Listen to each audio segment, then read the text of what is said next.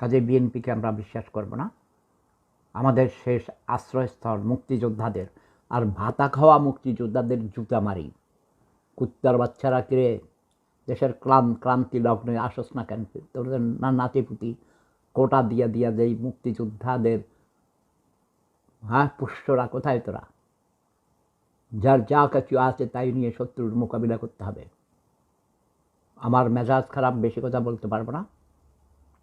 General Waker সাহেব অত্যন্ত যোগ্যতার পরিচয় দিয়েছেন, এই স্যালিউট হিম।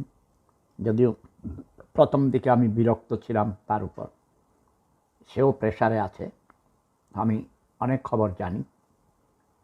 বেশ কিছু জেনারেল আছে আমার নাতিপুতি হয়, তাদের সাথে সরাসরি কথা হয়। ওকে, কেউ চাকরিতে আছে, কেউ চাকরিতে নাই, বিভিন্নভাবে আমি,